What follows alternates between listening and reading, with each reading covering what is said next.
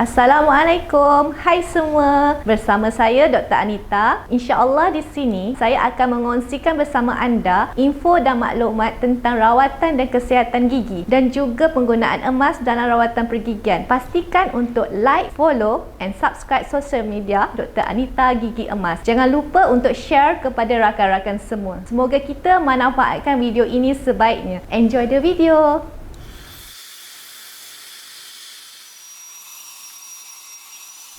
Hari ini saya nak bercerita mengenai pesakit yang kita rawat. Pesakit ni adalah seorang pakcik yang berusia hampir 58 tahun. Beliau telah mengalami masalah periodontium ataupun gusi lembik. Gusi lembik adalah satu masalah yang kerap melanda komuniti kita di Malaysia maupun di mana-mana saja. Apa yang saya nak bagi tahu mengenai gusi lembut ni, dia akan menyebabkan gigi kita mudah goyang. Jadi apa masalah gigi goyang? Gusi lembik. Bila gusi lembik, gigi goyang akan menyebabkan kita sukar untuk makan, mengunyah pun tak selesa, gusi pun senang berdarah. Jadi itu akan mengundang kepada bau mulut, ketidakselesaan dan macam-macam lagi. Dan kita berbalik kepada pesakit tadi, di mana pakcik ni dia dah pakai gigi palsu. Bila dah pakai gigi palsu, kita seboleh-bolehnya jangan sampai semua gigi tak ada. Kalau semua gigi tak ada tu, dia akan menyukarkan lagi penggunaan gigi palsu pesakit itu. Jadi mana yang dapat kita selamatkan, kita selamatkanlah. Okey, yang dah dicabut tu nak macam mana, dah tak ada rezeki. Jadi bila kita dapat inovasikan penggunaan dawai emas untuk mengikat kembali gigi yang longgar, inilah satu kata orang anugerah Allah Ta'ala yang sangat besar, ya? Yang mana kita dapat membantu, sedikit sebanyak membantu pesakit untuk lebih menikmati makanan dan juga kunyahan yang lebih selesa. Jadi berbalik kepada pesakit tadi, yang mana saya telah cuba mengikat giginya yang goyang dengan menggunakan dawai emas. Apa yang berlaku kalau tengok tadi adalah gigi premolar atau kita panggil gigi geraham kecil pesakit yang dikenali di dalam pergigian sebagai gigi 14 dan gigi 15. Gigi 14 tu kita tengok dia punya gusi tu, kedalaman poket ataupun periodontium yang menyebabkan kecederaan ataupun infection tadi agak deep pocketing. Hingga bila saya ukur tadi, dia tunjuk kepada 5 mm. Maksudnya itulah kelonggaran gigi tadi. Tapi bila kita tengok gigi 15 pula, poket tu lebih cetek. Tetapi bila kita uji dia punya mobility ataupun kegoyahan tu, gigi 14 tu lagi goyah daripada gigi 15. Sepatutnya gigi 14 tu kurang goyah daripada gigi 15. Kalau kita fikirkan logik, patutnya gigi 14 tu lebih goyah kan, sebab dia punya pocketing tu lagi tinggi. Kadang-kadang itu berlaku di luar kawalan pesakit jugalah. Ini kita panggil faktor-faktor unknown yang kita di luar bidang perubatan atau pergigian. Apa yang saya nak tekankan di sini, sebelum kita ikat gigi tu dengan dawai emas, kita kena cuci. Cuci tu sangat perlu. Cuci maksudnya kita panggil sebagai rawatan scaling dan polishing. Jadi kita cuci bersih-bersih, buang calculus, buang plaque yang kita nampak secara visualize atau kita boleh capai dengan clinical.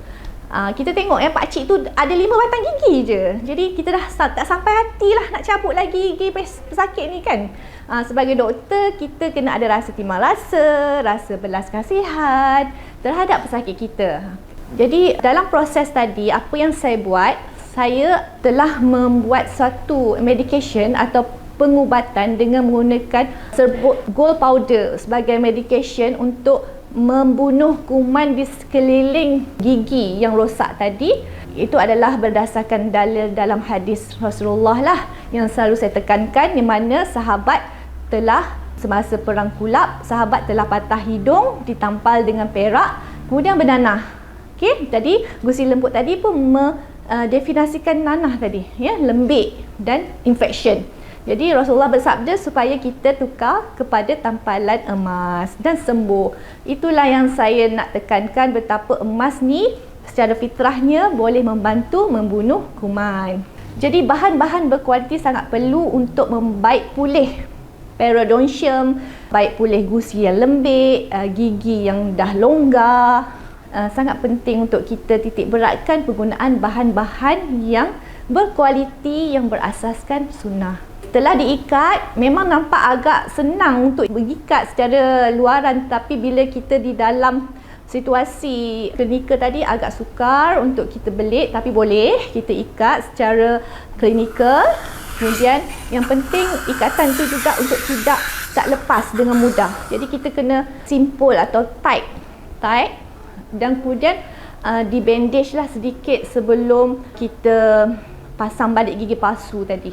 Jadi pentingnya gigi yang asli itu dikekalkan supaya sebagai retainer atau retention untuk gigi palsu tu lebih stabil dalam mulut pesakit. Jadi pesakit lebih merasai gigi palsu tu dia duduk di tempat yang betul. Okey, saya nak cerita sikit pasal pengalaman macam arwah atuk saya mana tak ada langsung gigi. Betapa sukarnya dia makan bila gigi palsu dia longgar, macam gelongsor ke sana ke sini.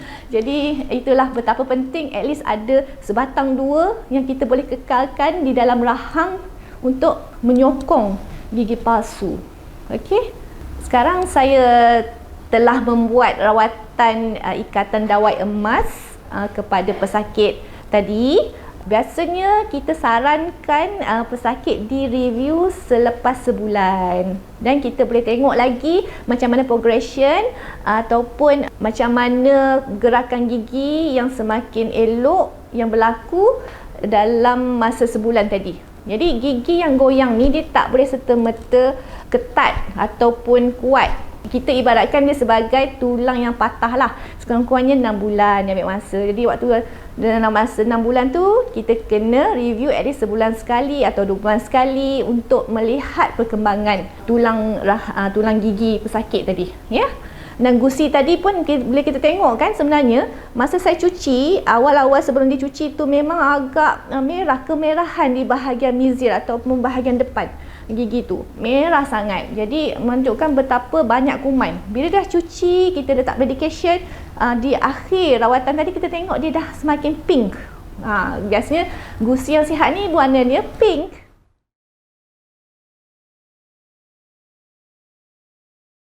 Kenapa guna gigi emas? Atau kenapa guna dawai emas? Atau kenapa guna bahan yang berasaskan emas untuk lebih tepat lagi kan? Untuk kes tadi adalah kerana bahan-bahan yang berkualiti ini dan mengikut sunnah ini akan membantu membaik pulih lagi dengan baik gigi-gigi yang goyang, gusi yang lembik. Sebab berdasarkan kepada faktor semasa, memang tak pernah dijumpai apa-apa rawatan untuk menguatkan gigi longgar ataupun gusi lembik ni. Tak pernah lagi. Emas ni sangat perlu di masa kini untuk membantu menguatkan gigi goyang dan gusi lembik ni. Kalau apa-apa yang selama saya bekerja, daripada saya graduate dulu sampai sekarang, tak pernah lagi saya jumpai satu produk yang sebaik emas untuk membaik pulih gusi lembik.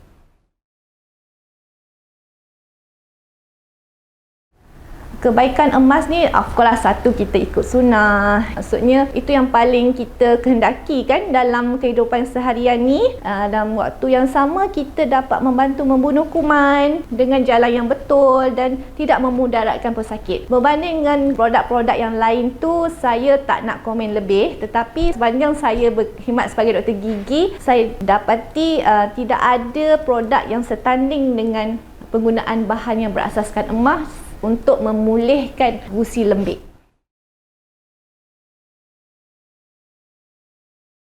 Emas ni sifat dia adalah tahan lasak dan juga tidak berkarat. Ketahanan ni seumur hidup lah. Kalau ikut kajian, dia boleh capai sehingga 40 tahun berbanding bahan-bahan pergigian lain. Contohnya silver berasaskan perak, itu amalgam tu biasanya 10 tahun je. Kalau katakan DIC ke apa, itu biasa 3 tahun, 4 tahun, dia ada expiry date masing-masing. Ataupun non-precious itu logam tak bernilai, mungkin 4 tahun, 5 tahun macam tu kena tukar. Tapi emas ni berbeza, ketahanan dia sangat lama dan sangat serasi dengan badan manusia secara fitrah. Okey, soalan ni memang sangat baik. Yang pertama, niat. Niat pesakit tadi jangan minta untuk dicabut. Sayangnya gigi anda. Jangan datang-datang, doktor saya nak cabut, saya nak cabut. Kalau macam tu kadang tu kita nasihatkan pun dah itu je yang dia fikir. Macam dah tak ada jalan lain dah. Jadi niat betulkan dulu. Niat tu sayangin gigi, nak selamatkan gigi. Setakat ini saja video kita kali ini. Jika ada sebarang pertanyaan, sila ajukan di ruangan komen. Saya juga mohon maaf jika ada terkasar bahasa. Jumpa anda di video yang akan datang. Bye!